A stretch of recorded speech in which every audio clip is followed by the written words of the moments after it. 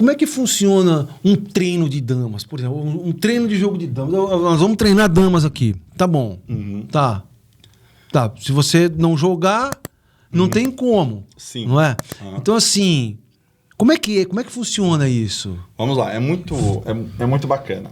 Por quê? Primeiro, a gente precisa entender o tabuleiro, né? Muitas pessoas acham que não, mas o tabuleiro é essencial. O que é o tabuleiro? De que forma é o tabuleiro? Né? Existem... E aí, a gente voltando um pouquinho na parte técnica que você está me perguntando, e aí começa a ficar um pouquinho mais complicado, mas eu vou tentar explicar para vocês. Hoje, no Brasil, existem 3 modalidades do jogo de damas, que é o jogo de damas de 64 casas, que é um tabuleiro de 64 casas, que são 12 peças para cada lado, 12 brancas, 12 pretas. E aí existe a modalidade de 100 casas, que aí são 20 peças para cada lado. O tabuleiro é muito maior, muito mais amplo. Então tamanhos diferentes. Isso tem a ver com categorias? Não tem a ver com categorias. Tem a ver com avanço nos jogos? Também, mas é que existe um conceito histórico em relação a isso. Hoje, mundialmente, o que se joga? Somente damas de 100 casas, 20 contra 20. Isso é mundial. Então, campeonato mundial, o que você vai jogar? Damas de 100 casas. 64 casas hoje, quem joga é o quê? É o Brasil e Rússia. Por quê? Então, existe um conceito histórico. Acontece o seguinte, o jogo de damas não é que ele seja limitado. Ele não é um jogo limitado, mas é um jogo de fácil empate.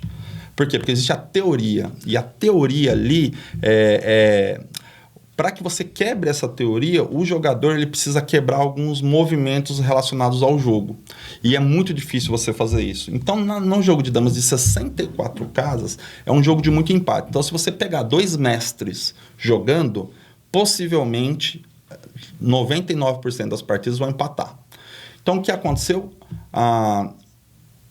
Os russos em si, principalmente, eles começaram a entender o seguinte, está sendo um jogo limitado, porque quem é mestre não ganha, vai ficar nessa relação.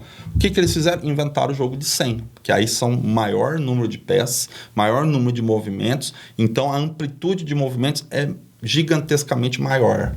Então, mundialmente, começou a ter a cultura de jogar 100 casas. Por quê? Porque as pessoas não querem só empatar, as pessoas querem ganhar. Né? Então, mundialmente, começou a jogar 100 casas. O Brasil e a Rússia continuaram com 64 casas justamente pela cultura.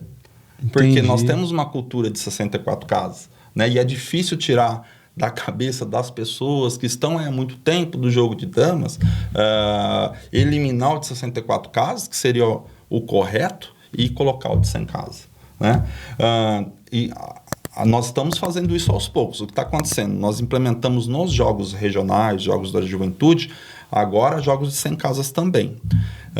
E aí eu vou explicar para vocês. É um jogo por equipe, onde hoje o regulamento ele tem 4 atletas em cada equipe. Então, um joga 100 casas, 3 jogam 64 casas.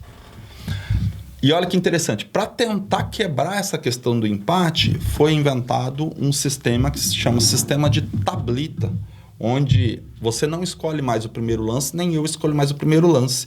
São lances sorteados, são peças tiradas de locais diferentes e colocadas no tabuleiro para você começar o jogo, para não ter mais aquela questão de decorar, né? Porque o jogo hoje estava muita questão de decorar, então é muito decoreba.